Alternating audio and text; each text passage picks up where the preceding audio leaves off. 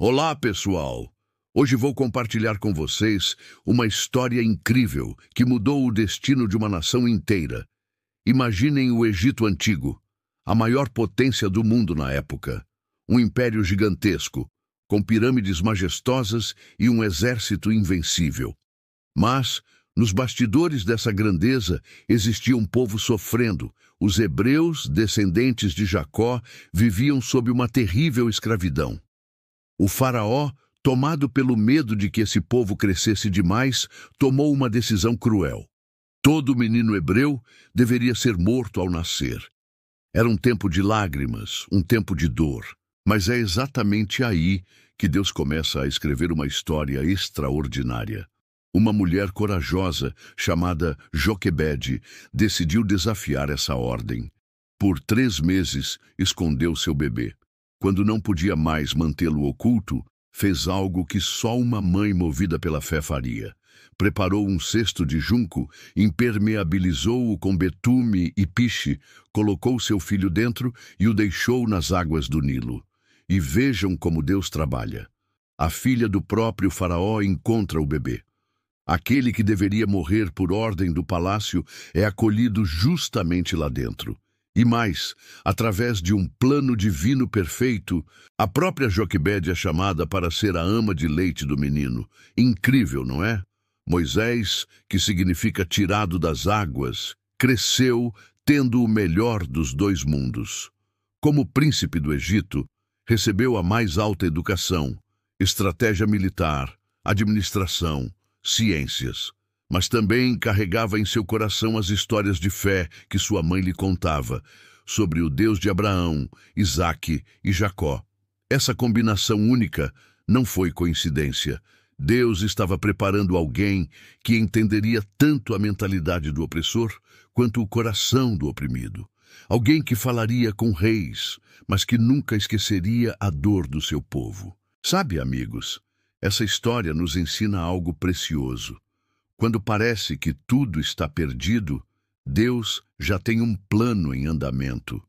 Enquanto o faraó pensava estar no controle, destruindo sonhos, o Senhor já estava criando um caminho de libertação. Quantas vezes nos sentimos como aquele bebê no cesto à deriva? Mas assim como Deus tinha um propósito para Moisés, Ele tem um propósito para cada um de nós. Às vezes, aquilo que parece ser nosso fim pode ser apenas o começo de algo extraordinário. Se você está passando por um momento difícil hoje, lembre-se, Deus é especialista em transformar histórias de derrota em testemunhos de vitória. Ele fez isso com Moisés e pode fazer com você também. Moisés já não era mais o menino salvo das águas. Agora adulto, criado no palácio e instruído em toda a sabedoria dos egípcios, ele conhecia sua origem hebreia. Embora fosse tratado como príncipe, carregava no coração a compaixão pelo sofrimento do seu povo escravizado. Essa tensão entre 2 mundos o levaria a tomar uma decisão que mudaria para sempre sua vida. E aconteceu naqueles dias, sendo Moisés já homem, saiu a seus irmãos e atentou nas suas cargas. E viu que um egípcio feria um hebreu, homem de seus irmãos. E olhou para um e para outro lado, e vendo que não havia ninguém ali, matou o egípcio e o escondeu na areia. Moisés, tomado de indignação, decide agir por conta própria. O príncipe de palácio se torna vingador nas sombras. Aos olhos de Moisés, sua atitude parecia um ato de justiça. Talvez, no fundo, ele acreditasse que estava dando o primeiro passo para libertar seu povo. Mas a reação não foi como esperava. No dia seguinte, tentou intervir em uma briga entre 2 hebreus, mas foi rejeitado com palavras duras. Quem te pôs a ti por príncipe e juiz sobre nós? Pensas matar-me, como mataste o egípcio? Êxodo 2:14. Moisés percebeu que sua ação havia se espalhado. Faraó soube do ocorrido e procurou matá-lo. O príncipe respeitado se tornou fugitivo, deixando para trás o luxo, o poder e a vida que conhecia. No Egito, tirar a vida de um egípcio ainda mais por causa de um escravo, era visto como crime de traição. Para Faraó, Moisés havia cruzado o limite. Não havia perdão. Sua única saída era a fuga. Do Palácio Dourado, Moisés desce à poeira do deserto. Da glória à humilhação, da figura de príncipe à condição de exilado, mas o que parecia derrota era, na verdade, o início do processo de preparação. Deus não permitiria que Moisés libertasse Israel pela espada, mas sim pelo poder do seu espírito. Muitos de nós, como Moisés, queremos agir pela força, pela pressa, pela ansiedade de ver mudanças, mas quando tentamos executar o plano de Deus no nosso tempo, falhamos. O deserto que parecia castigo se tornaria sala de aula. Ali, Moisés aprenderia humildade, liderança e dependência. O Egito havia lhe dado conhecimento, o deserto lhe daria caráter. E só depois de aprender no silêncio e na solidão, ele estaria pronto para voltar como libertador. Moisés fugiu para Midian sem imaginar que aquele caminho de exílio era também o caminho da preparação. O homem que um dia seria profeta e líder de uma nação precisava primeiro ser moldado no deserto. O próximo capítulo de sua vida revelará encontros que mudarão para sempre a sua história. Moisés chega ao deserto de Midian cansado, sozinho e sem rumo. Ele, que um dia viveu como príncipe no Egito, agora é fugitivo, sem identidade e sem lar. Mas é justamente nesse lugar improvável que ele encontra um novo caminho, uma família e uma esposa, que fariam parte da sua preparação para o chamado de Deus. E Moisés levantou-se e defendeu-as, e regou o rebanho delas. E Moisés consentiu em morar com aquele homem.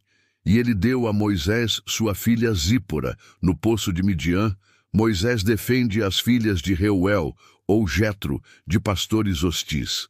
Esse gesto simples de coragem abre-lhe as portas para uma nova vida. Ele é acolhido na casa de Reuel, onde encontra hospitalidade, família e paz.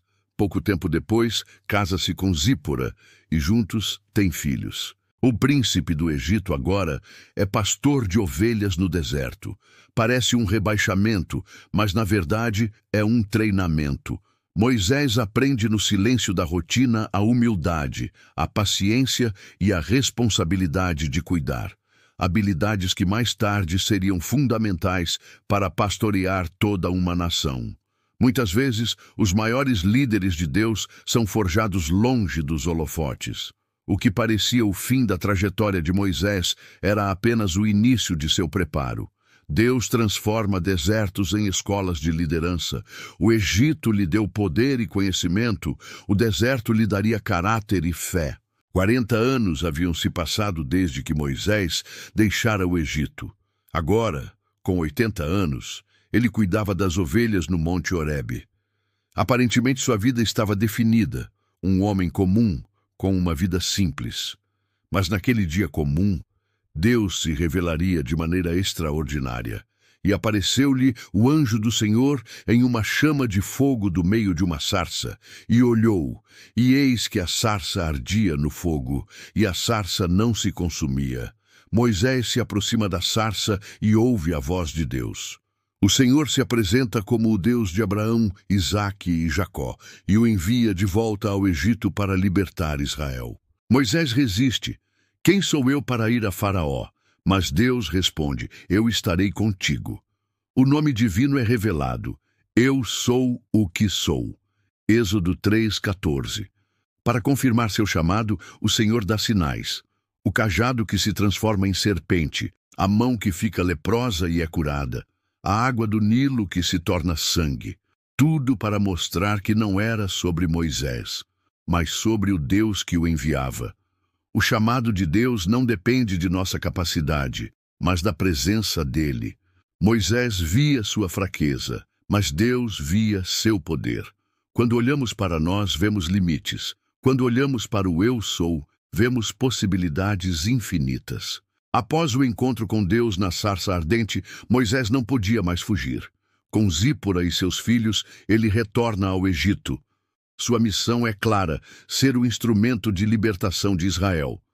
Mas o caminho não seria fácil, e o povo creu, e ouviram que o Senhor tinha visitado os filhos de Israel, e inclinaram-se e adoraram. Moisés ainda carrega insegurança e medo, mas Deus envia Arão, seu irmão, como apoio. Juntos, apresentam-se ao povo de Israel, realizando sinais que confirmam a mensagem. Pela primeira vez, após séculos de escravidão, os hebreus acreditam que o Senhor levantara um libertador. A esperança renasce entre os escravos, mas também cresce a tensão. O confronto com Faraó é inevitável. Quando obedecemos ao chamado de Deus, mesmo em meio ao medo, Ele confirma o seu plano.